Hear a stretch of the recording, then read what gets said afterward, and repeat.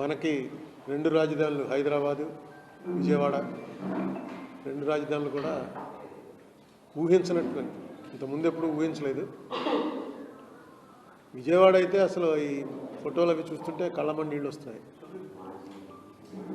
విజయవాడలో కూడా కొండ చర్యలు పడిపోయే పరిస్థితి ఉంది. ఈ రాబోయే రోజుల్లో దీనికి శాశ్వత పరిష్కార మార్గాలు అన్వేషించక తప్పదు. ఏదో ఆ టైంకి వచ్చిందిలే వెళ్ళిపోయిందిలే మళ్ళీ నెక్స్ట్ ఇయర్ కదా నెక్స్ట్ ఇయర్ చూసుకుందాం అనుకునే పద్ధతి కాకుండా ఇదేదో అందులో ఆంధ్రాకి ఎక్కువ ఉంటుంది. ఎందుకంటే ఇక్కడ చాలా నదులు ఉన్నాయి.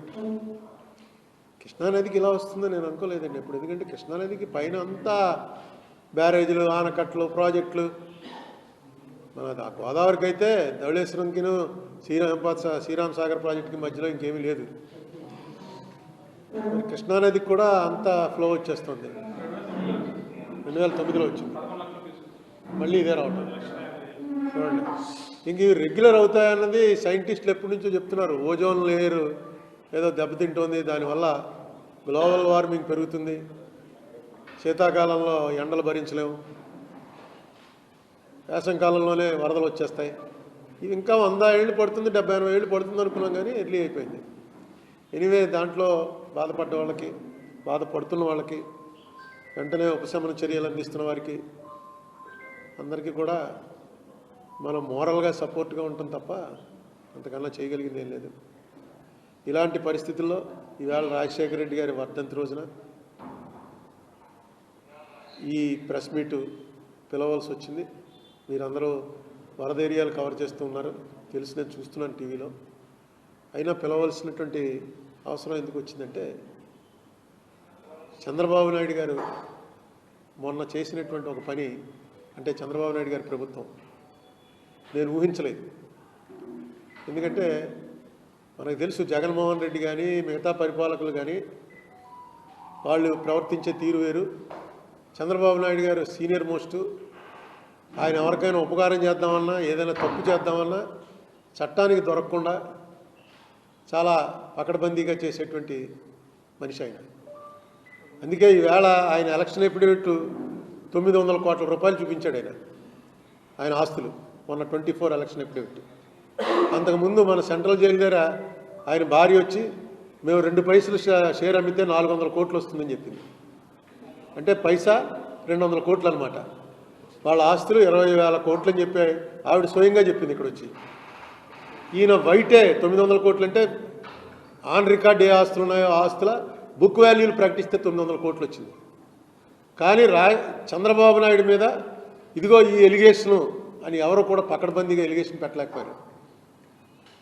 ఎలిగేషన్ అంటూ పెట్టి ఇదిగో ఈ ఆస్తులు అక్రమంగా సంపాదించాడు ఈయనకు ఉన్నటువంటి వ్యాపారాల్లో ఈ తప్పులు చేశాడు అని ఒక్కటి కూడా ఒక ఎలిగేషన్ కూడా విత్ ఎవిడెన్స్ పెట్టలేనంత జాగ్రత్తగా ఆయన ఏ తప్పు చేశాడా అని నేను అన్నగానే ఆయన సుదీర్ఘమైనటువంటి రాజకీయ జీవితంలో 2 సార్లు ఉమ్మడి ఆంధ్రప్రదేశ్ సీఎంగా, 2 సార్లు విడిపోయిన మన ఆంధ్రప్రదేశ్ సీఎంగా పనిచేసిన చంద్రబాబు నాయుడు గారు ఎంతమంది ప్రత్యర్థులున్నా, ఎంతమంది శత్రువులున్నా, ఎంతమంది విరోధులున్నా చట్టానికి మాత్రం ఆయన మీద చట్టబద్ధంగా ఏ ఎలిగేషన్ పెట్టడానికి వీల్లేని పద్ధతిలోనే ఇంతకాలం నడిపించుకుంటూ వచ్చాడు.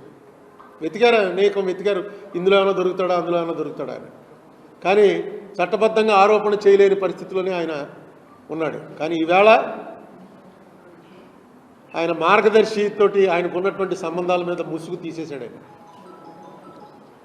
జగన్మోహన్ రెడ్డి టైంలో మార్గదర్శి వారు డిపాజిట్లు సేకరిస్తున్నారు ఫ్యూచర్ సబ్స్క్రిప్షన్ పేరుతోటి, అది చట్టవిరుద్ధం అని చెప్పి 793 కోట్లు ఒకసారి, ఎప్పుడు మే 23 అంటే సంవత్సరం 4 మాసాల క్రితం 793 కోట్లు, జూన్ 23లో 242 కోట్లు, జూలై 23లో 16 కోట్లు. వాళ్ళకు ఉన్నటువంటివన్నీ కూడా బ్యాంకుల్లో ఉన్న డబ్బులన్నీ కూడా అటాచ్ చేశారు. అటాచ్ చేస్తే వాళ్ళు మాకు అన్యాయంగా ఇది అటాచ్ చేశారా, మాది విడుదల చేయండి అని చెప్పి కోర్టులో వేయలే. రామోజీరావు గారు కానీ అప్పుడు రామోజీరావు గారు బతికే ఉన్నారు, వారు కోర్టులో వేయలేవాడు. అటాచ్ చేస్తే అటాచ్మెంట్లోనే ఉన్నాయి ఈ సంవత్సరం నుంచి. ఎప్పుడైతే చంద్రబాబు నాయుడు గారు గెలిచారో నేను అనుకున్నాను ఆటోమేటిక్గా వాళ్ళు కోర్టులో వేస్తారు, ఈ గవర్నమెంట్ ఏం మాట్లాడదు, హాస్టైల్ అయిపోతుంది, వాళ్ళు విత్డ్రా చేసి పట్టుకెళ్ళిపోతారు. అది సహజంగా జరిగేదే ఉపకారం చేయాలనుకుంటే. ఇప్పుడు కేసీఆర్ గారి టైంలో వీళ్ళు 2018 డిసెంబర్ 31వ తారీఖున కేసు కొట్టేశారు, రామోజీరావు గారి మీద కేసు. దాని మీదే కదా నేను సుప్రీంకోర్టుకి వెళ్ళాను. అప్పుడు కేసీఆర్ గవర్నమెంట్ ఏం సహకరించింది? ఒకవేళ సహకరించి ఉంటే అది కూడా మనం చెప్పలేము. ఎందుకంటే అప్పుడు కేసీఆర్ గారిది ఆపద్ధర్మ ప్రభుత్వం. ఆయన రాజీనామా చేశాక ఈ కేసు స్టార్ట్ చేశారు వీళ్ళు. వాళ్ళు ప్రాసిక్యూటర్ వచ్చి కూర్చున్నాడు, ఏం మాట్లాడలే. జడ్జి గారు అడిగింది ప్రాసిక్యూటర్ని, ఏమన్నా అంటే ఆయన ఏం మాట్లాడలేదు.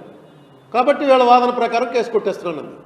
అలాగే చంద్రబాబు నాయుడు గారు గవర్నమెంట్ ఏదో ఉపకారం చేస్తుంది అనుకున్నాం, కానీ డైరెక్ట్గా జగన్మోహన్ రెడ్డి టైంలో ఏదైతే హైకోర్టులో అప్పీల్ ఉందో హైకోర్టు అప్పీల్ని విత్డ్రా చేసుకుంటూ ఈ డబ్బుల ఫీజు మొత్తం ఇచ్చేసి డబ్బులు వెనక్కి ఇచ్చేయమని చెప్పి గవర్నమెంటే చెప్పేసింది.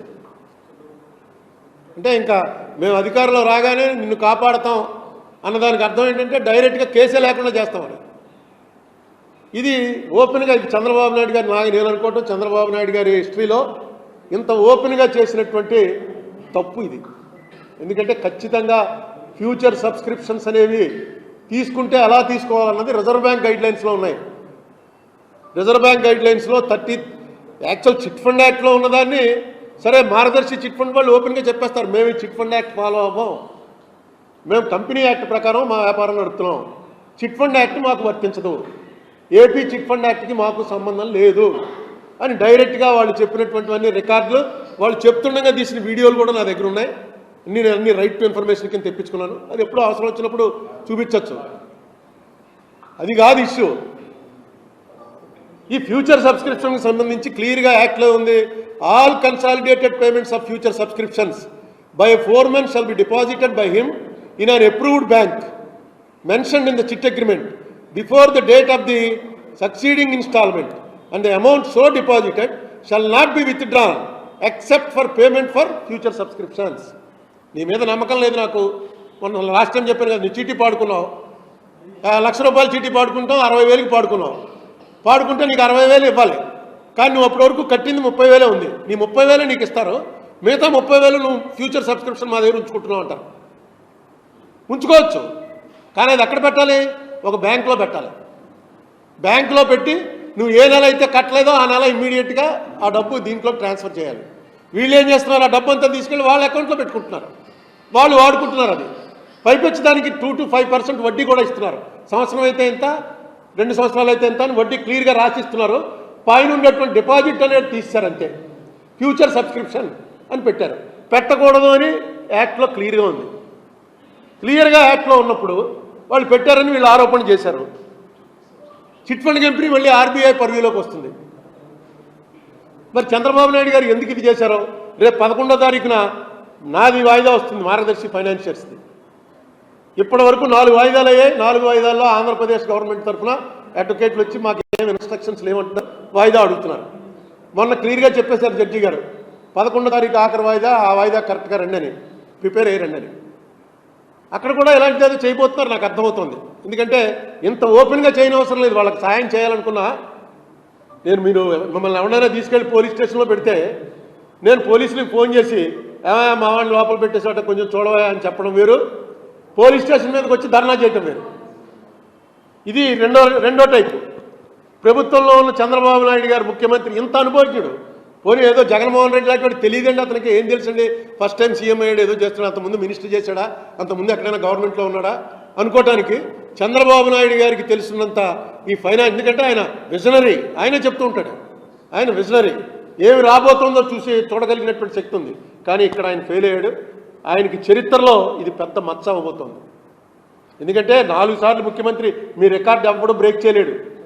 ఆంధ్రప్రదేశ్ అంటూ ఎవడన్నా నాలాటోడు బుక్ రాస్తే అందులో ఆల్మోస్ట్ 1/3 మీ పేజీసే ఉంటాయి.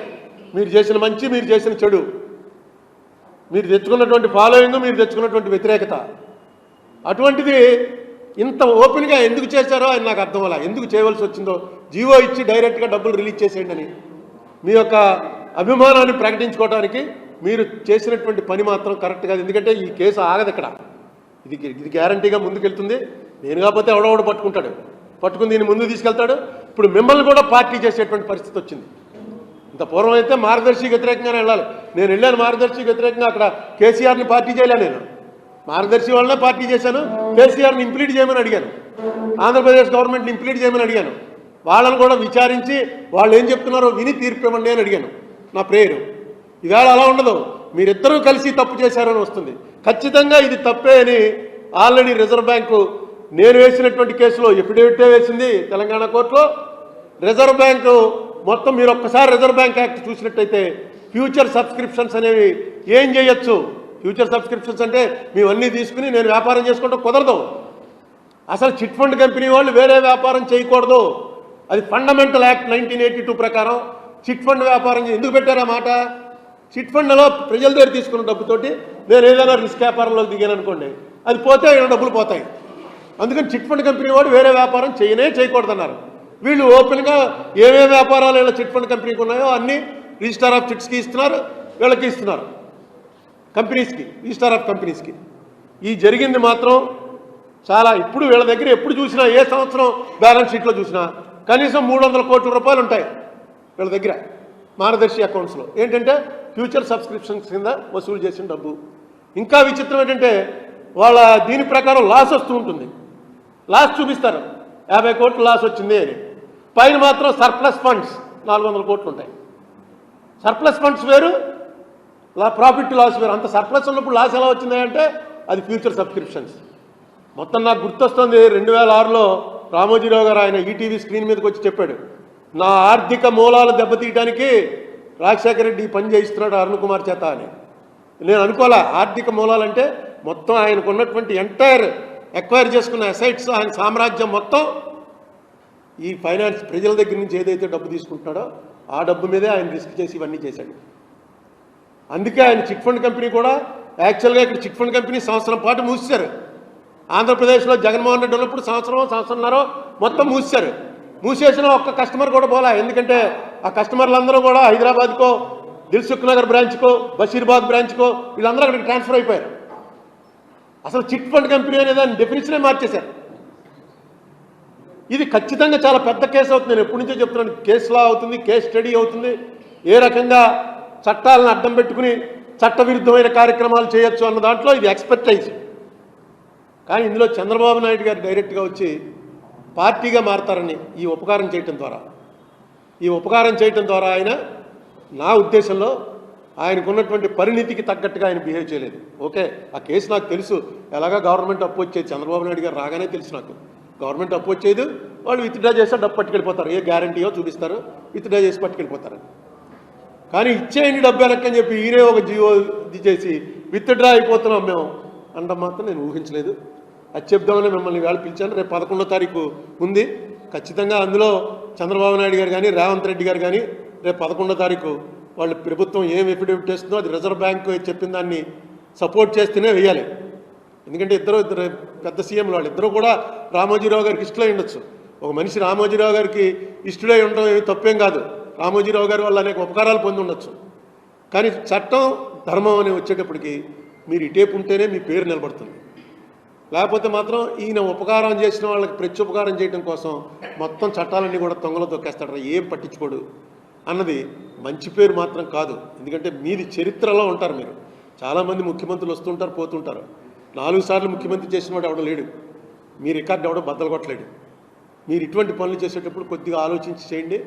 ఉపకారం చేయాలనుకున్నా సరే within the framework of morality. Public ఏమనుకుంటారో అనేటువంటి ఒక ఆలోచనలో మీరు నిర్ణయం తీసుకోవాలని కోరుతున్నా.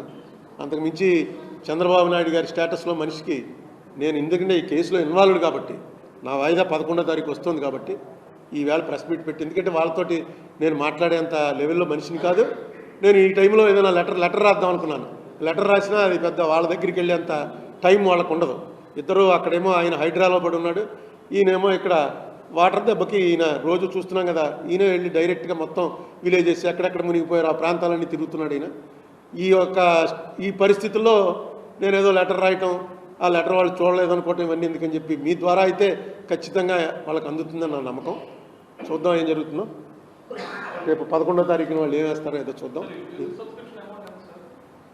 300, 400 అలా ఉంటుంది ఎవ్రీ బ్యాలెన్స్ షీట్లో. 400 కోట్లు, 300 కోట్లు అలా కడుతూ ఉంటారు, మళ్ళీ తీస్తుంటారు, మళ్ళీ కొంతమందికి పే చేస్తుంటారు.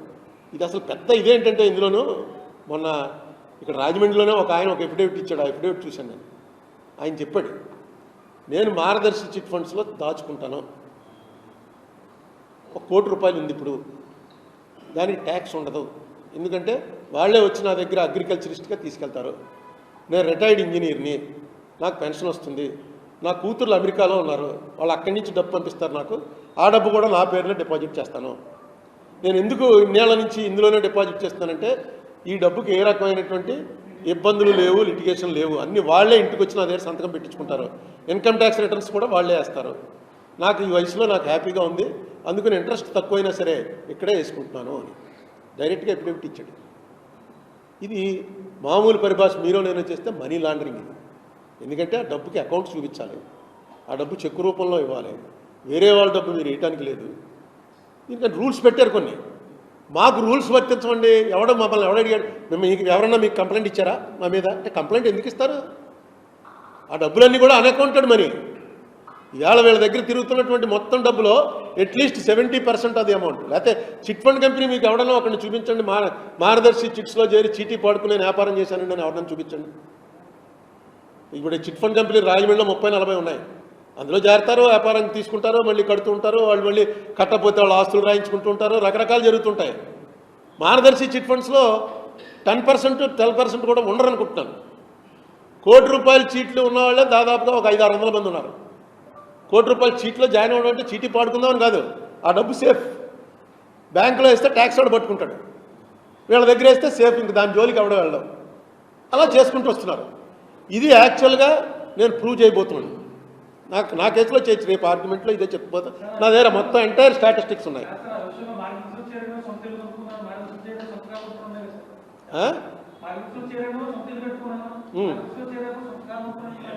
అవును, మీకు 90-99 ఏళ్ల మనిషి వచ్చి ఇలా చెరుగ్గడ్డ అవుతుంది, ఏదో కాల్గేటో పెప్సోడెంట్ ఏదో పేస్ట్ పేరు చెప్పి ఆ పేస్ట్తో పళ్ళు తోముకో అని చెప్తుంది. అని నిజంగా మీరుగా అలా చేసేట్లే పళ్ళు గిళ్ళు ఊడిపోతాయి. మనకు అంత వయసు లేకపోయినా మనం 50లో ఉన్న ఇదేదోట ఈ పేస్ట్తో రుద్దుకుంటారు. అడ్వర్టైజ్మెంట్ అన్న తర్వాత కరెక్ట్గా వాళ్ళకి అడ్వర్టైజ్మెంట్. నెక్స్ట్ నేను మార్గదర్శి ఇప్పుడు ఉందండి, 1997లో రూల్ తీసుకొచ్చారు. ఏది కంపెనీ అయితే కానీ చేయటానికి వీలు లేదు, 1997లో. అప్పటికే వీళ్ళు చేస్తున్నారు. వీళ్ళ దగ్గర ఒక కంపెనీ రెడీగా ఉంది, దాని పేరేంటి, మార్గదర్శి ఫైనాన్షియల్ సర్వీసెస్ లిమిటెడ్ అని ఒకటి ఉంది వాళ్ళకి. వెంటనే పైన మార్గదర్శి ఫైనాన్షియల్స్ అన్నదానికి మార్గదర్శి ఫైనాన్షియల్ సర్వీసెస్ లిమిటెడ్ అని మార్చారనుకోండి, వ్యాపారం హ్యాపీగా చేసుకోవచ్చు. చిన్న పేరు మారిస్తే ఈయన ఏ పేరు మార్చినా డబ్బులు ఇస్తారు కదా, మరి ఎందుకు మార్చలేదు? ఈ లిటిగేషనే లేదుగా. కంపెనీ అయితే ఆయనే చేసుకోవచ్చు, రెడీగా కంపెనీ ఉంది, మళ్ళీ కొత్తగా కంపెనీ పెట్టడానికి టైం పడుతుంది అనడానికి లేదు. ఎందుకు చేయలేదు? దీన్ని మార్గదర్శి ఫైనాన్షియల్ లిమిటెడ్ అని ఎప్పుడైతే వచ్చిందో మీరు ప్రతి అకౌంటు రిజర్వ్ బ్యాంక్ పంపించాలి, ప్రతి సబ్స్క్రైబర్ పేరు రిజర్వ్ బ్యాంక్ పంపించాలి, ప్రతి సంవత్సరం మీ దగ్గర రికార్డులన్నీ రిజర్వ్ బ్యాంక్ పంపించాలి. అంతేకాదు, నేను జనం దగ్గర నుంచి 1 కోటి రూపాయలు వసూలు చేస్తే నేను నా డబ్బు 1 కోటి రూపాయలు పెట్టాలి, క్లియర్గా కనిపించాలి. 50% నీది, 50% పబ్లిక్ కలెక్షన్. ఎగ్గొట్టేయకుండా ఉండడం కోసం రూల్ పెట్టారు. ఈయన ఇందులోంచి ఏదో చిన్న ముసిలిపాటు తీసుకుని, అంటే ఒకటే ఇంకోటి చేస్తుంటే ఈ పార్టీ లోపలికి వెళ్ళిపోను. రామోజీరావు గారి స్టేటస్ వేరు, ఆయనకున్న సంబంధాలు వేరు, ఆయనకున్నటువంటి జనం వేరు, ఆయన సబ్స్క్రైబర్స్ వేరు, ఆయన దగ్గర ఉన్న డబ్బు వేరు. ఏం చేయాలో తెలియక నారాయణ గింజుకుంటున్నాం, సరిపోవట్లేదు మా స్టేటస్, ఏదో కొట్టుకుంటున్నాం. జగన్మోహన్ రెడ్డి వచ్చి ఏదో పెట్టాడు, అదే సరిపోలేదు. కానీ చంద్రబాబు నాయుడు గారు ఇందులో పార్టీ ఎందుకు కావాలి? వాళ్ళకి అవసరం ఏమొచ్చింది, వాళ్ళే చూసుకోగలరు. మీరు గవర్నమెంట్ నిర్లిప్తంగా ఊరుకుంటే సరిపోతుంది. ఇప్పుడు నా దాంట్లో 4 వాయిదాల నుంచి ఎవడో అప్పీ రావట్లేదు, ఇంకో 4 వాయిదాలు అయితే టైం అయిపోతుంది. అటు చూడండి, ఇటు చూస్తాను, సారీ. సో కంపెనీ కలెక్ట్ చేయొచ్చన్న చిన్నదాన్ని వాళ్ళు ఎందుకు అంగీకరించలేదంటే, ఎవరికో మేము అకౌంట్లో కూడా ఎవరికో జవాబుదారీగా ఉంటాం, వాళ్ళకి ఇష్టం లేదు. రిటర్న్స్ ఫైల్ చేస్తారు ఎవరితోటి, రిజిస్టర్ ఆఫ్ కంపెనీస్ తోటి రిటర్న్స్. ఆర్బీఐకి చిట్ ఫండ్ కంపెనీది పంపిస్తారు, ఫైనాన్షియర్స్ చిట్ ఫండ్ కంపెనీది మొత్తం. ఇవన్నీ రొటేషన్గా వస్తుంటాయండి. వాళ్ళకి కూడా ఏంటంటే వీళ్ళందరి మీద ఎత్తికి భూతద్దం పెట్టి చేయలేరుగా, ఎవడైనా కంప్లైంట్ పెట్టాలి. కంప్లైంట్ ఏంటి, మొత్తం డబ్బు దాచుకున్న వాళ్ళందరూ కూడా ఆయన మనుషులైతే ఆయన మాకు ఉపకారం చేస్తున్నాడండి, దేవుడండి బాబు. లేకపోతే నా దగ్గర 1 కోటి రూపాయలు ఉంటే నేను 30 లక్షలు ట్యాక్స్ కట్టాలి. నేను ఒక ఇల్లు అమ్మాను అనుకోండి, ఇల్లు అమ్మితే క్యాపిటల్ గెయిన్స్ ట్యాక్స్ 30 లక్షలు కట్టాలి. ఏమి అక్కర్లేకుండా అన్ని ఏర్పాట్లు నేను చేస్తానని అక్కడ ఆయన కూర్చుంటే, ఆయన దేవుడిగా వాళ్ళు చూస్తుంటే వాళ్ళు ఎందుకు కంప్లైంట్ ఇస్తారు? చట్టాలు ఉన్నప్పుడు చట్టాలు చేయవలసినటువంటి బాధ్యత ముఖ్యమంత్రులది. ముఖ్యమంత్రులు కూడా సపోర్ట్ చేస్తారు అనుకోండి, ఏమనుకోవాలి జనం? మీరు ఉపకారం చేస్తారని అందరికీ తెలుసు, అందులో ఎవరికి సెకండ్ ఒపీనియన్ లేదు. కానీ ఇలాగా డైరెక్ట్గా వాళ్ళ డబ్బు వాళ్ళకి ఇచ్చేయండి అని ఎవరు సాయం మీకు? మీరు అలా చేయరు, ఎందుకంటే మీది మొత్తం చూస్తున్నాను నేను. మీరు దొరకరు ఎవరికిను, ఎక్కడ చిన్న దాంట్లో కూడా దొరకకుండా అతి జాగ్రత్తగా చేస్తారు. అనేక వ్యాపారాల తర్వాత అనేక రకాలు చేయాలి, కానీ ఏ వ్యాపారంలో కూడా మీరు చట్టానికి దొరికే పరిస్థితిలో మీరు ఎప్పుడు చేయలే. అందుకే ఈవేళ 9 ఎవడన్నా మీకు తెలుసా అసలు 900 కోట్లు ఆయన డిక్లేర్ చేశాడని? 900 కోట్ల రూపాయలు ఈవేళ భారతదేశంలో హైయెస్ట్ అసెట్స్ డిక్లేర్ చేసిన చీఫ్ మినిస్టర్ ఎవరంటే 2024లో చంద్రబాబు నాయుడు గారు, 2019లో జగన్మోహన్ రెడ్డి గారు. మన స్టేట్స్ గొప్పతనం ఏంటంటే ఇండియాలో హైయెస్ట్ డిక్లేర్ చేసినటువంటి ఎంపీ మన గుంటూరు ఎంపీ. నెక్స్ట్ సెకండ్ తెలంగాణలో అక్కడ ఎంపీ రెడ్డి గారు ఎవరో ఉన్నారు, ఆయన. ఇక్కడ ఒక చౌదరి గారు, ఆయన పేరు ఏదో ఉంది, ఆంధ్ర నుంచి గుంటూరు ఎంపీ గారు, అమెరికా నుంచి వచ్చాడు ఆయన హైయెస్ట్ డిక్లేర్ చేశాడు. ఈ డిక్లేర్ చేసినవన్నీ కూడా మన దాంట్లో ఏంటంటే అకౌంటెడే. అన్అకౌంటెడ్ ఎన్ని రేట్లు ఉంటుందో తెలియదు మనకి. ఈవేళ ఈ ఇల్లు నాదనుకోండి, ఈ ఇల్లు బుక్ వాల్యూ ఎంత ఉందో అంతే డిక్లేర్ చేస్తాను. అంటే ఇల్లు అమ్మితే రిజిస్టార్ది ఎంత ఉందని, రిజిస్టార్ది ఇక్కడ ఈ ఇల్లు మొత్తం కలిపి 30 లక్షలు ఉంటుంది, అమ్మితే 5 కోట్లు వస్తుంది. ఇది అందరికీ తెలుసు. కానీ 30 లక్షలు డిక్లేర్ చేస్తే సరిపోతుంది. ఈ 30 లక్షలు డిక్లేర్ చేసినవే 900 కోట్లు వచ్చాయి. అయినా ఎవడన్నా చంద్రబాబు నాయుడికి 900 కోట్లు ఎక్కడి నుంచి వచ్చాయి ఆయన ఎవడన్నా ఒక లెవెల్ ఉన్న లీడర్ ఎవడన్నా ఆరోపించాడా? ఎందుకంటే అన్నీ క్లియర్గా రాశాడు, ఎక్కడెక్కడి నుంచి వచ్చాయి, ఏ వ్యాపారంలో ఎంత ఉంది, ఏ బ్యాంకులో ఎంత ఉంది, ఎఫిడవిట్లో మొత్తం ఉంటాయి. ఎక్కడా కూడా ఇది నీకు ఎక్కడి నుంచి వచ్చింది అని దొరికే పరిస్థితిలో పెట్టుకోలేదు. పకడ్బందీగా వాళ్ళకి ఆడిటర్స్ టీం ఉన్నారు. మీరు వచ్చి ఇందులో ఎందుకు డైరెక్ట్ అయిపోవాలి? ఎనీవే, అది చెప్పడానికే నేను ఇవాళ ప్రెస్ మీట్ పిలిచాను. తర్వాత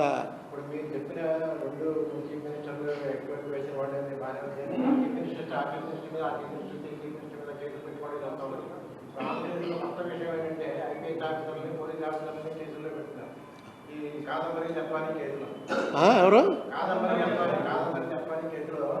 కాదంబరి, నేను ఆ కేసు పూర్తిగా వెళ్ళలేదు. కానీ ఈ ఐపీఎస్ ఆఫీసర్ల మీద కేసులు పెడతారంటే ఏదో వచ్చింది. ఆ ఐపీఎస్ ఆఫీసర్ల మీద కేసులు పెట్టడం ఇంతకుముందు ఇప్పుడు జరిగినట్టు నాకు తెలియదు. ఆ వెంకటేశ్వరరావు గారిది పెట్టారు కేసు, వెంకటేశ్వరరావు గారి మీద కరప్షన్ ఛార్జెస్ పెట్టారు, అంతే కదా? ఏదో ఇజ్రాయేల్ వ్యవహారం కరప్షన్ ఛార్జెస్ పెట్టారు. పెట్టినా సరే వెంకటేశ్వరరావు గారికి చివరికి కోర్టులన్నీ కూడా వెంకటేశ్వరరావు తప్పేం లేదు అని చెప్పి క్లియర్గా చెప్పడం, ఆఖరణ ఆయన మళ్ళీ యూనిఫారం వేసుకొచ్చి కూర్చుని అప్పుడే రిటైర్ అయ్యాడుగా, అంతేనా? అంటే ఏంటంటే ఒక ఐపీఎస్ ఆఫీసర్ అనేటువంటి మనకు తెలియకుండానే మనకు protector of the constitution, IAS IPS వీళ్ళందరూ మనందరికన్నా చాలా తెలివితేటలు ఉన్న వాళ్ళే సెలెక్ట్ అవుతారు. ఇందులో ఈ కేసు ఏంటో నేను పూర్తిగా చదవలేదు, చూడలేదు. కానీ ఒకటి మాత్రం నాకు తెలుసున్నది, అందులో మెయిన్ ఆయన పేరు మన పిఎస్ఆర్ ఆంజనేయులు. పిఎస్ఆర్ అంటే పెండ్యాల సీతారామాంజనేయులు. నాకు 2004లో నేను ఎంపీ అయినప్పటి నుంచి ఆయన పరిచయం ఉంది. అంతకుముందు కూడా ఆయన పేరు విన్నాను, ఎందుకంటే ఆయన కొంచెం టెర్రరైజింగ్ ఆఫీసర్.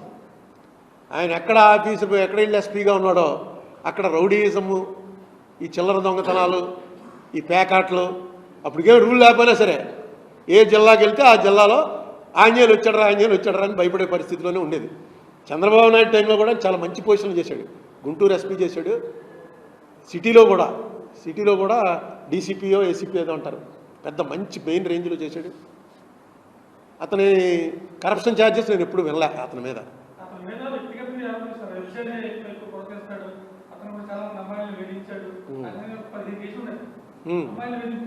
అది ఆ కేసులో ఏమైనా తీసుంటే, ఇప్పుడు ఏమవుతుందంటే ఇక్కడ మీరు నా మీద కేసు పెట్టారనుకోండి, అది కేసు, అది ఖచ్చితంగా వాళ్ళు రిజిస్టర్ చేయాలి, పెట్టాలి. ఇప్పుడు నేను మార్గదర్శి చెప్పిందే సేమ్.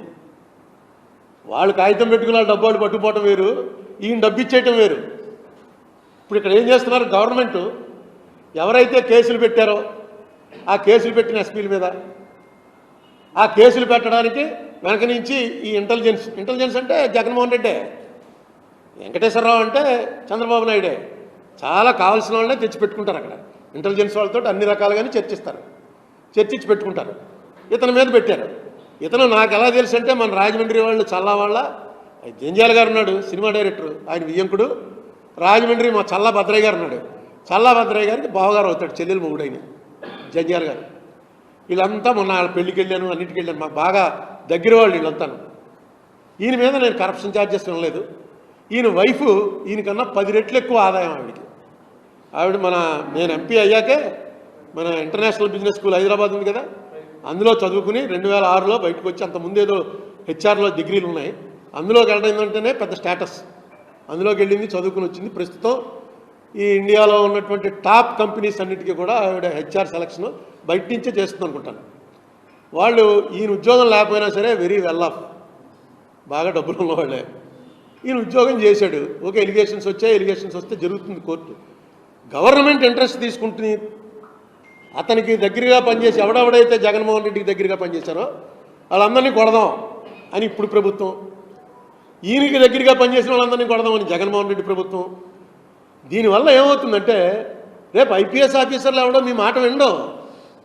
మేము మామూలుగా ఫోన్ చేసి చెప్తూ ఉంటాం, నేను ఎంపీలమే చెప్పేవాళ్ళం, సార్ ఎస్పీ గారు ఏంటండి రాజమండ్రిలో గొడవ, దీని సంగతి తేల్చండి అని ఒక కాగితం రాసి పంపించండి అంటారు. ఒక కాగితం రాసి పంపిస్తే దాని మీద అడుగుతాను, మీ ఫోన్కి వెళ్ళి నేను తీసుకోను. ఎందుకంటే రేపు పొద్దున్న నీ ఫోన్కి చేశానని నన్ను తీసుకెళ్ళి లోపలేసి ఎలా ఉంటే అందులో క్రిమినల్ కేసు పెట్టడం అనేది ఎక్స్ట్రీమిటీ. ఓన్లీ కరప్షన్ ఛార్జెస్లో పెడతారు కానీ దీనికిను అక్కడ గుజరాత్లో అతని పేరేంటి సంజీవ్ భట్ ఐపీఎస్ ఆఫీసర్,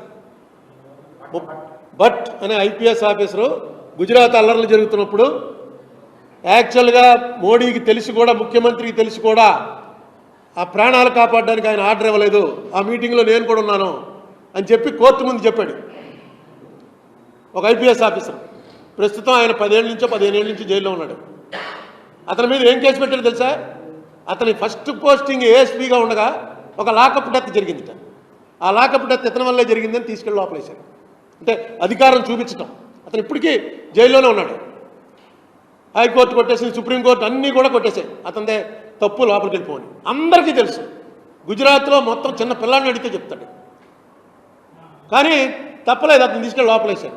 ఈ ఐపీఎస్ ఆఫీసర్లు వీళ్ళు అందరూ కంట్రోల్లోకి వచ్చేసారు. పూర్వం అయితే ఒక ఐఏఎస్ ఐపీఎస్ని ముట్టుకుంటే పెద్ద గొడవ అయిపోయింది. నేను ఒకసారి ఎప్పుడో ఐఏఎస్ ఆఫీసర్లు ఏంటంటే ఇలా చేస్తున్నారని ఎక్కడో మీటింగ్లో అన్నాను. ఐఏఎస్ ఆఫీసర్ విజయవాడలో ఏదో మీటింగ్లో ఐఏఎస్ ఆఫీసర్లు కూడా ఇలా చేస్తే ఇంక మనం ఏం చేస్తామని. నా మీటింగ్ పూర్తి బయటకు వచ్చే లోపల నాకు 10 మంది ఐఏఎస్ వాళ్ళు ఫోన్ చేశారు. నువ్వు వెంటనే ప్రెస్ మీట్ పిలిచి తప్పు చెప్పు, నీ మీద చాలా మంచి ఒపీనియన్ ఉందని పోతుంది, నువ్వు ఐఏఎస్ వాళ్ళు ఎలా చేయటం అన్నావంటే ఇది అక్కడ కూడా రాని రాజమండ్రి వచ్చి మళ్ళీ ప్రెస్ మీట్ పెట్టి, బాబు నేను మిమ్మల్ని ఏం పర్సనల్గా అనలేదు, ఐఏఎస్ వాళ్ళు ఎలా చేయడం తప్ప, అది మళ్ళీ అగ్రవేట్ అయింది. మళ్ళీ అదే అన్నాడండి ప్రెస్ మీట్ పెట్టి అని క్షమించమని కోరితే. మరి నాకు అలాగే తెలుసా క్షమించమని కోరడం, అంతకన్నా తెలియదు. ఎందుకంటే ఆ యూనిటీ అలా ఉంటుంది, పని చేయలేరు లేకపోతే వాళ్ళు. ఈవేళ తీసుకొచ్చి అందులో ఆంజనేయులు అన్న మనిషి నాకు తెలుసు కాబట్టి, మిగతా ఆఫీసర్లు ఎవరో నాకు పరిచయం లేదు, ఆంజనేయులు అన్న మనిషి నాకు తెలుసు కాబట్టి జనరల్గా రౌడీజము టెర్రరిస్ట్ చేసి ఇలా అనిస్తున్న వాడి మీద మీరు చెప్పిన కేసులు వస్తాయి. ఎందుకంటే ఈ కేసులకి ఏముండదు, ఆడ పెద్ద ఓమనైజర్ అండి బాబు అంటే అయిపోయింది, సర్క్యులేట్ అయిపోతుంది.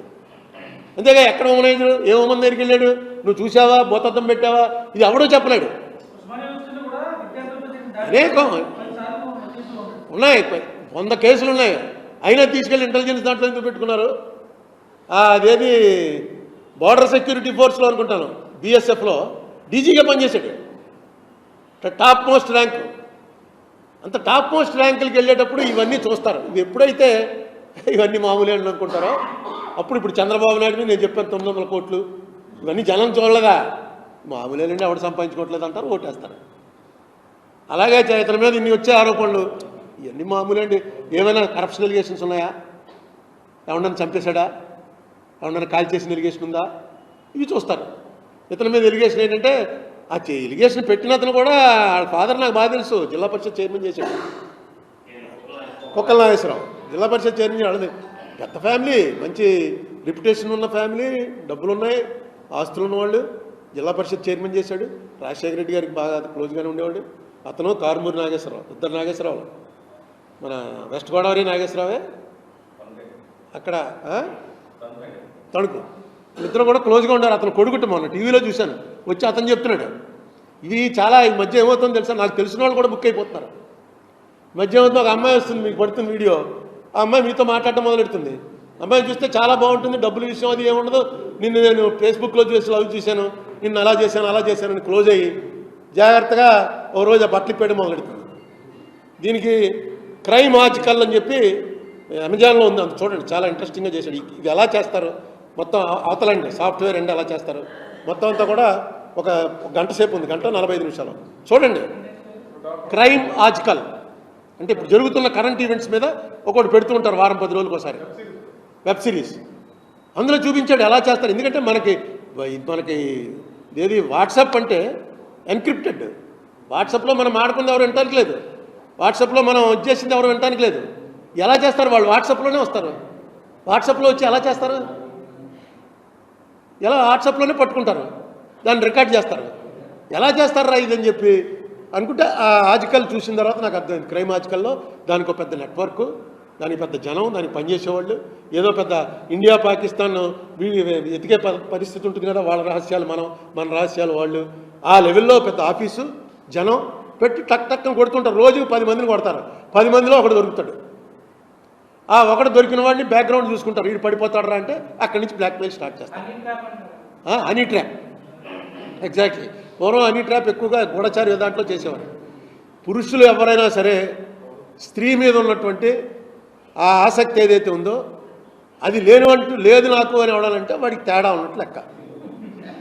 అందరికీ ఉంటుంది. దీనిలో పెద్దవారు చాలా గొప్పవారండి, వీరు చాలా తక్కువ. అయితే మన సోషల్ పరిస్థితిని బట్టి బయటపడం, మనకు ఉన్నటువంటి కల్చరు, సోషల్, ఈ ఎన్వైరన్మెంట్ని బట్టి. ఇదే అమెరికాలో అయితే వైఫ్ అండ్ హస్బెండ్ చూడగానే హస్బెండ్తో ఈ పెళ్ళాం టాప్, కంగ్రాచులేషన్స్ అని. ఇక్కడ అసలు మామూలుగా ఇలా రెండోసారి చూస్తేనే మనకి ఏంటంటే అతను అలా చూస్తున్నాడు లేడీస్ని అని మొదలైపోతుంది. కల్చర్ మారుతుంది, వాళ్ళ కల్చర్ వేరు, మన కల్చర్ వేరు. ఇక్కడ ఎవడన్నా సరే దీంట్లో కొంచెం లేట్ అవుతుంది, కానీ వాడు కొంచెం పిరికాడ్ అయితే అమ్మని ఇది ఎవరైనా ఇంత అందమైన అమ్మాయి వచ్చేసి నాకెందుకు చేస్తుంది, ఏదో తేడా ఉంది ఇందులో అని డిస్కనెక్ట్ చేసి పారేస్తాడు. ఇష్టం లేక కాదు, దొరికిపోతామన్న భయంతో. కొంతమంది ఓహో ఫోన్లో బాగా దొరికిందని వాడికి తెలియకోలాగా బుక్ అయిపోతున్నారు, బుక్ అయిపోయి జీవితాలు అయిపోతున్నాయి. మీకు ఆ క్రైమ్ ఆర్టికల్లో అయితే ఒక కుర్రాడు IIT స్టూడెంట్ సూసైడ్ చేసి చచ్చిపోతాడు. సూసైడ్ గదిలో గురేసి చచ్చిపోతాడు. అది మోస్ట్ బ్రిలియంట్, మోస్ట్ సక్సెస్ఫుల్. ఎప్పటికీ తెలియదు వాళ్ళ అమ్మ నాన్న అందరూ ఏడుపులు, ఎందుకు మావాడు అన్ని ఫస్ట్ వస్తూ ఎందుకు చచ్చిపోయాడు అని. ఇందులో పడిపోయాడు, మనకు తెలుసు, ఎందుకంటే మనం చూసాం కాబట్టి సినిమా. తర్వాత ఎప్పుడుకో వాడిది ఇచ్చేస్తే ఇప్పుడు ఏంటి ఫోను నెంబర్ చెప్పమంటే కూడా చెప్పట్లా. ఫోన్ ఎవడో యాక్సిడెంట్లో చచ్చిపోయాడు మీ అబ్బాయి, వెళ్ళి ఆ ఫోన్ తీసి లాక్ అయిపోయింది, కాబట్టి లాక్ ఓపెన్ చేయండి అంటే కోర్టు వారు ఆర్డర్ ఇచ్చినా సరే ఆ కంపెనీ వాడు నో, మా సీక్రెట్ పాలసీ ప్రకారం మేము ఆ లాక్ ఓపెన్ చేయలేము. ఇది మళ్ళీ హ్యాకర్స్ ఎవడో వచ్చి ఓపెన్ చేసి పెట్టాలి, కానీ కంపెనీ ఓపెన్ చేయదు. ఇవన్నీ వాడుకుంటున్నారు. క్రైమ్ రకరకాలుగా వచ్చేస్తుంది. ఇప్పుడు క్రైమ్ అయితే సెల్ ఫోన్ లొకేషన్ బట్టి పట్టేసుకుంటున్నారు. మొత్తం క్రైమ్ అంతా సెల్ ఫోన్లోనే అవుతుంది, అకౌంట్లోంచి కొట్టేస్తున్నారు. దాన్ని ఆపాలంటే చిన్న ఇది చేస్తే సరిపోతుంది, చేయరు. ఎందుకు చేయరో అర్థం అవుతుంది. నీ బ్యాంకులో డబ్బులు ఆపుకోవాలంటే నీకు వార్నింగ్ ఇచ్చి 15 మినిట్స్ వరకు బ్యాంక్ ట్రాన్స్ఫర్ అవ్వదు అని ఏదో రూల్ పెట్టారనుకోండి, ఇవన్నీ ఆగిపోతాయి. కానీ అది పెడితే ఫాస్ట్ కమర్షియల్. ఇప్పుడు ఈ షేర్ మార్కెట్ వాళ్ళు ఒప్పుకోరు, ఎందుకంటే వాడు నిమిషంలో ఎవడ కొడతాడో వాడికే వస్తుంది. అది నిమిషాల్లో పెరిగిపోతుంటాయి రేట్లు, నిమిషాల్లో తగ్గిపోతుంటాయి. వీటన్నిటి కారణం మీద కేసు పెట్టేటప్పుడు నేను చెప్పేది చంద్రబాబు నాయుడు గారికి, ప్రభుత్వానికి ఒకటి ఏంటంటే, ఒక ఆఫీసర్ని మీరు కేసు పెట్టబోయేటప్పుడు ఏ తప్పులైతే గత ప్రభుత్వాలు చేశాయో ఆ తప్పులు మీరు చేయకండి. అందులో ఆంజనేయులు లాంటి ఒక టోటల్గా ఇతను పోలీసురా, లా అండ్ ఆర్డర్ పోలీస్, ఇతను పోలీసింగ్లో ఇతను ఆల్మోస్ట్ టాప్ 10లో వస్తాడు అనేటువంటి ఒక పేరున్నటువంటి ఆఫీసర్ని మీరు కేసులో పెట్టవలసి వస్తే చాలా జాగ్రత్తగా ఆలోచించి చేయవలసినటువంటి అవసరం ఉంది. అతని పొజిషన్ ఏంటి, వ్యవహారం ఏంటని. ప్రభుత్వ ఒత్తిళ్లే ఇప్పుడు, కాకపోతే లేకపోతే ఈ జీవో సంతకం పెడతారా వాళ్ళు? కేసు విత్డ్రా చేసి డబ్బులు ఇచ్చేయండి అంటే ప్రభుత్వం చెప్పినట్టు చేయాలండి, లేకపోతే పని చేయలేరు. ఇప్పుడు ఎల్వి సుబ్రహ్మణ్యం ఆయన ఎందుకు వాళ్ళిద్దరికి గొడవ వచ్చింది మొన్న ఏదో ఇంటర్వ్యూలో చెప్తున్నాడు. ఆయన ఆర్టీసీ స్థల వాళ్ళని దీంట్లో పెట్టేద్దాం అన్నాడు జగన్మోహన్ రెడ్డి, నేను ప్రామిస్ చేశాను పెట్టేద్దాం అన్నాడు. ఎల్వి సుబ్రహ్మణ్యం ఏమన్నాడంటే ఆపండి, ముందు మనం అందరి అభిప్రాయాలు తెలుసుకుని చేయాలి అని చెప్పి అందరికీ ఉత్తరాలు రాయండి అని సెక్రటరీకి చెప్పాడు. అందరికీ ఉత్తరాలు రాయండి, ఇది కరెక్టా, దీనివల్ల బెనిఫిట్టా లాసా అని. జగన్మోహన్ రెడ్డి పిలిచాడు కదా, ఏమో నేనా సీఎం నువ్వా, నేను కలిపేస్తానని ప్రామిస్ చేశానంటే నువ్వు ఇలా రాయడం ఏంటని. రాయాలంటే రాయికి తప్పదు, అది ప్రొసీజరు, రాయాలి. అలా అనగలరా ఇప్పుడు ఎవడన్నా? సుబ్రహ్మణ్యం పరిస్థితి చూశాక కావాలని కోరి తెచ్చుకున్న సిఎస్ చిన్న మాట, అతను అన్నది తప్పు కూడా కాదు. రూల్ ప్రకారం ఒక రికార్డు తయారు చేయాలి ఒక డెసిషన్ తీసుకోవాలంటే. ఉత్తిరే నువ్వు నాకు నచ్చావని చెప్పేసి ఇచ్చేయడం కుదరదు. నువ్వు దేశభక్తుడు అని, నువ్వు అన్నదానం చేసావని ఒక చిన్న రికార్డు తయారు చేయాలి. చేసి అప్పుడు నేను పద్మశ్రీకి పేరు పెట్టాలి. నాకు ఇష్టమండి నేను పద్మశ్రీ చేయాలంటే కుదరదు. అదే చెప్పాడు ఎల్వి సుబ్రహ్మణ్యం. నచ్చలేదు, ఎందుకంటే అతనికి అనుభవం లేదు, దూరం పెట్టేశాడు. తర్వాత అతను పూర్తిగా ఎక్కడికో వెళ్ళిపోయి వేళ జగన్మోహన్ రెడ్డి మీద అంత ప్రేమగా వెళ్ళి జాయిన్ అయిన వాడు వ్యతిరేకమయ్యే పరిస్థితి వచ్చింది. ఇవాళ మీరు కూడా ఆఫీసర్ అనేవాళ్ళు ఎంతమంది మొత్తం అంతా కలిపి 300 మంది ఆఫీసర్లు ఉంటారు ఐఏఎస్ ఐపీఎస్లో. వీడు ఇక్కడికి వెళ్తాడు, వాడు ఇక్కడికి వస్తారు, ఇక్కడిక్కడే మారుతూ ఉంటారు. వీళ్ళు ఎక్కడికి పోరు, మీరు ఏళ్ళనే మార్చుకోవాలి. ఎస్, కొంతమందిని బ్రాండ్ ఆంజనేయం బ్రాండ్ ఇంటెలిజెన్స్ పనిచేశాడు కాబట్టి, వాళ్ళు నా దగ్గర ఇంటెలిజెన్స్గా పనిచేసిన వాడిని వేధించారు కాబట్టి నేను వీడిని వేధించాలి అని మీరు అనుకున్నారనుకోండి, దాని ప్రొసీజర్గా వెళ్ళండి. ఏ ప్రొసీజర్లో వెళ్ళాలి, అసలు ఎవరు ఆ మనిషి, ఎవరు కంప్లైంట్ ఇచ్చిన మనిషి ఎవరు? నేను చదువుతున్నటువంటి కథలన్నీ చూస్తుంటే మాత్రం ఇది చాలా కాంప్లికేటెడ్ ఇష్యూలా ఉంది. చాలా కాంప్లికేటెడ్గా ఈ హనీ ట్రాప్ అనేది ఏదైతే అంటారో ఆ పరిస్థితిలో ఉంది. ఉన్నప్పుడు కొంచెం జాగ్రత్తగా వెళ్ళండి, లేకపోతే మైనస్గా ఏముంది. ఇవన్నీ జరుగుతూ ఉంటే వాళ్ళకి తెలియదు. ఐపీఎస్ వాళ్ళకి వెళ్తే జైలుకి వెళ్తారు, మళ్ళీ బయటకు వస్తారు, శత్రువులు పెరుగుతారు. జైలుకి వెళ్ళి బయటకు వచ్చినప్పుడు ఏమవుతుందో జగన్మోహన్ రెడ్డి చంద్రబాబుని చూశాడుగా. చంద్రబాబుని జైలుకి వెళ్ళిన రోజునే ఇక్కడ ప్రెస్ మీట్ చెప్పాను, మారిపోయింది అబ్బాయి నీదని, నీ స్టోరీ మారిపోయింది. చంద్రబాబు నాయుడు జైలుకి వెళ్ళడం అనేది నీ జీవితంలో చేసిన పెద్ద తప్పు అని. చంద్రబాబు జైలుకి వెళ్ళాడు కాబట్టి అక్కడికి పవన్ కళ్యాణ్ వచ్చి డిక్లేర్ చేశాడు. పవన్ కళ్యాణ్ డిక్లేర్ చేశాడు కాబట్టి బీజేపీతో ఎలియన్స్ అయింది. బీజేపీతో ఎలియన్స్ అయ్యి అక్కడ బీజేపీ ఈయన మీద ఆధారపడి వచ్చే పరిస్థితి వచ్చింది. ఇక్కడ చరిత్రలో ఎన్ని లేనని సీట్లు వచ్చాయి, ఎప్పుడు చూడని సీట్లు వచ్చాయి. ఒక్క తప్పు, నిజానికి చంద్రబాబు నాయుడు గారిని ఆ కేసులో నాకు తెలిసిన నాలెడ్జ్ ప్రకారం ఆయన్ని జైలుకి పంపేటువంటింత లేవు ఛార్జెస్. ఎందుకంటే మనీ ట్రైల్లో ఆయన దాకా డబ్బు వచ్చింది అని అక్కడ చూపించేది లేదు.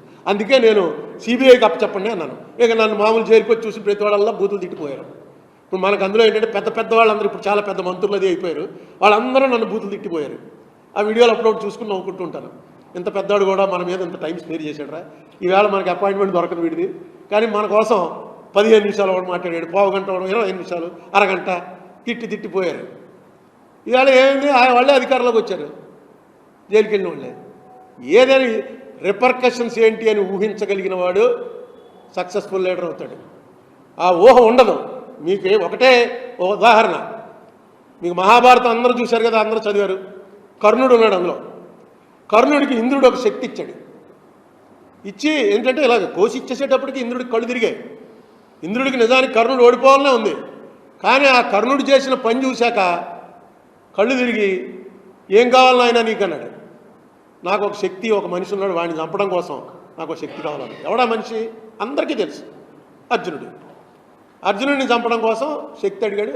ఇంద్రుడికి తెలుసు ఇది ఎవడ మీద వాడతాడో. ఇంద్రుడు ఇచ్చేశాడు ఆయన, ఎందుకంటే ఇక దయలో చెప్పేశాడు ఏం కావాలరా నీకని. మనకు అర్థమైన విషయం ఏంటంటే కురుక్షేత్ర యుద్ధంలో కర్ణుడు ఏ రోజు బయటకు వచ్చి ఆ రోజు అర్జున చావు అని పట్టణం కొట్టాడు, అయిపోయింది, యుద్ధం క్లోజేగా. ఎందుకు కొట్టలేదు? పొద్దున్న లేచాడు, బయటకు వచ్చేటప్పటికి మర్చిపోయేవారట.